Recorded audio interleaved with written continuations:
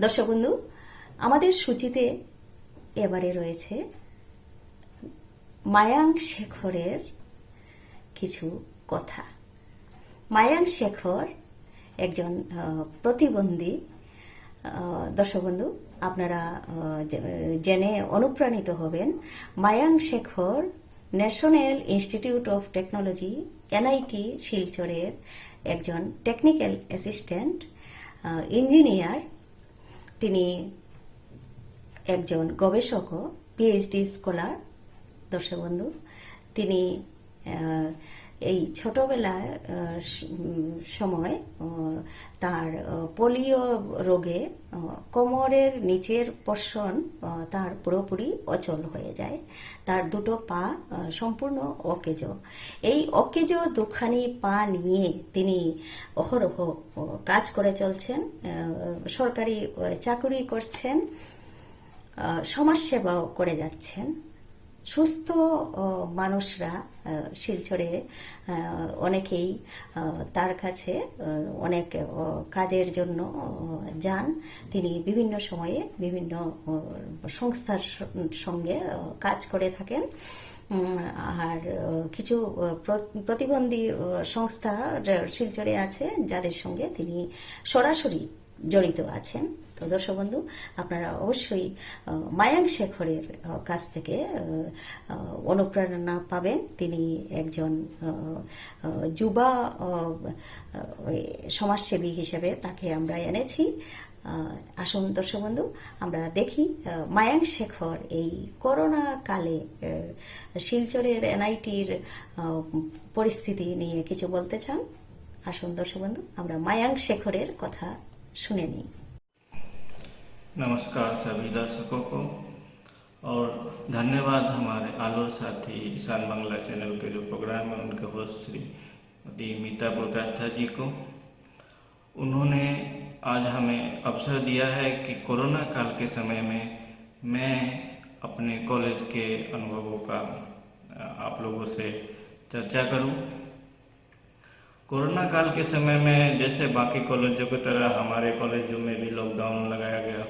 कुछ दिनों तक कॉलेज बंद था। कॉलेज बंद होने के बाद जो है धीरे धीरे लोगों ने सोचा कि इस तरह से बंद रहेंगे तो समय का जो है उपयोग नहीं हो सकेगा। तो उसके वजह से अब ऑफलाइन मोड से ऑनलाइन मोड में कॉलेज का संचालन किया गया। तो ऑनलाइन मोड में तो संचालन किया गया तो सब लोग अपने घर बैठे बैठे अपने शिक्षा को समय से पूरी कर सकते हैं और हमारे कॉलेज में भी समय से सभी को डिग्री पढ़ाई सब कुछ ऑनलाइन मोड में दिया जा रहा है। अब पहले जिस तरह से हम लोग पढ़ते थे, पहले जिस तरह से हम लोगों यहाँ पे जो पढ़ने का जो और अनुभव है लोगों का, तो और कोरोना काल में जो है, तो कोरोना काल में लोग स्पेशली जो स्टूडेंट हैं वो अपने कॉलेज, अपने फ्रेंड, अपने टीचर सबको बहुत मिस करते हैं, क्योंकि वो दिन एक सुनहरा पल था जो उनसे कोरोना काल के वजह से छिन गया। फिर भी ऑनलाइन मोड से थोड़ा बहुत उसका रिकवरी हुआ है, लेकिन फिर भी हम लोग ये नहीं कह सकते हैं कि उस तरह से रिकवरी हुआ है जिस तरह से ऑफलाइन मोड में पढ़ाई करते थे। स्टूडेंट एक दूसरे के साथ रहना, खेलना कूदना, एक्स्ट्रा करिकुलर एक्टिविटी, ये सब मिसिंग उन लोग के जीवन से मिसिंग हो रहा है कोरोना काल के वजह से। चारों बगल सुनसान, हॉस्टल बंद, मेस का खाना और शॉप का, कॉफ़ी शॉप, चाय शॉप का, टी, वहाँ का अड्डा बैठक, ये सब लगभग स्टूडेंट टीचर सभी लोग मिस करते हैं। कोरोना काल के वजह से जो भी दिक्कत आई हैं सबको फेस करना पड़ रहा है, चाहे स्टूडेंट हो, चाहे आम परिवार हो, चाहे बहुत सारे लोगों को खोना भी पड़ा है इस समय, बहुत सारे फैमिली को, तो उसके लिए बहुत दुख होता है। लेकिन किसी तरह हम लोगों को कोरोना काल में एक दूसरे का सहयोग करके जीवन को अच्छे से संभालते हुए, एक दूसरे को संभालते हुए आगे बढ़ना है। तो कॉलेज लाइफ में मिस तो हो रहा है सब जगह, सब कुछ एक दूसरे को एक पढ़ाना। अभी जैसे टीचर जाते हैं क्लासरूम में ऑनलाइन मोड में पढ़ाने के लिए, लेकिन उन्हें अनुभव होता है कि सामने स्टूडेंट नहीं है, उनको कुछ डायरेक्टली बोल नहीं सकते, कुछ पूछ नहीं सकते डायरेक्टली। ऑनलाइन में पूछते हैं लेकिन स्टूडेंट का उतना ध्यान नहीं रहता है। लेकिन ऑफलाइन में क्या है, सामने से कभी चौक मार के पूछ लिया, कभी जाके पूछ लिया, तो उस तरह का टीचर का भी जो है वो भी इस चीज़ को मिस करते हैं।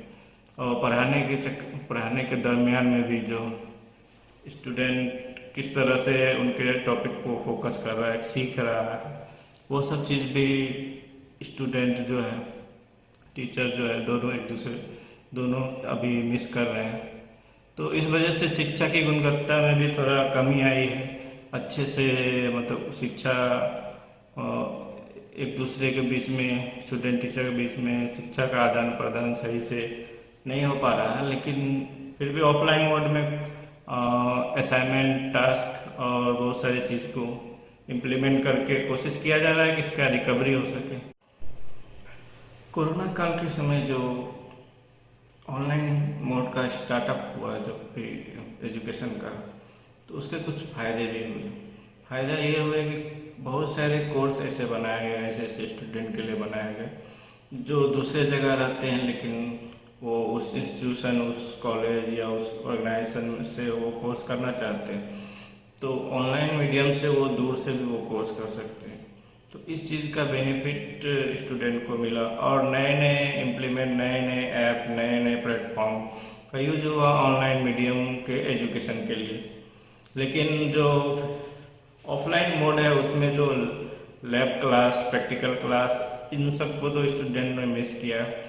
तो इसी वजह से ऑनलाइन मोड उतना सक्सेसफुली नहीं, लेकिन फिर भी अभी सबसे ज़्यादा ज़रूरी है कोरोना में हम लोगों का एक दूसरे का जान की रक्षा करना, हम खुद का और परिवार के लोगों का, अपने जीवन की रक्षा करना। तो इसके लिए इसके साथ साथ एजुकेशन भी आगे बढ़ता रहे, तो उसके लिए ज़रूरी है ऑनलाइन मोड में पढ़ाई को आगे रखना। और ऑनलाइन मोड में बहुत सारे स्टूडेंट को डिप्रेशन, बहुत सारे लोगों को एक बोर्डम का एहसास हुआ। लेकिन उसके साथ साथ बहुत सारे ऑनलाइन गेम्स, बहुत सारे ऑनलाइन ऐप कम्युनिकेशन के लिए उनका प्रचलन जो है इस बीच में बहुत बढ़ा। बहुत सारे ऑनलाइन सीरीज, बहुत सारे ऑनलाइन वीडियो और बहुत सारे ऑनलाइन चैनल जो है उनका भी बढ़ा, जिसकी वजह से भी किसी तरह स्टूडेंट और बाकी जो लोग हैं अपने जीवन को बोर्डम और बाकी चीज़ों से मुक्त करने के लिए इसका यूटिलाइज किया गया। तो ओवरऑल हम कह सकते हैं कि कोरोना काल बहुत मुश्किल से गुजरा और हम लोग उसको अभी गुजर ही रहा है, पूरी तरह से मतलब ख़त्म नहीं हुआ। फर्स्ट वेव के बाद सेकेंड वेव के बाद तीसरा वेव आने की भी संभावना है। तो आप लोगों से रिक्वेस्ट है कि घर में रहिए, सेफ रहिए, सुरक्षित रहिए, मास्क का यूज़ कीजिए, जो भी गवर्नमेंट ऑफ इंडिया का रूल रेगुलेशन है उनका पालन करिए और अच्छे से सैनिटाइज रहिए, अपने परिवारों की सुरक्षा की चिंता करिए, क्योंकि गवर्नमेंट ऑफ इंडिया बहुत सारे ऐसा सहयोग दिया कि इतने बड़े देश में संभव नहीं था इतना सारा जनसंख्या के बीच इस बीमारी को मैनेज करना। लेकिन उनकी मैं तारीफ करूंगा कि उन्होंने बहुत अच्छे तरीक़ा से इस समय हर चीज़ों को हैंडल किया। तो इसके साथ ही हम आप लोगों की अच्छी आगे के फ्यूचर के अच्छे जीवन कामना करते हुए हम अपने वक्तव्य को समाप्त करते हैं। धन्यवाद।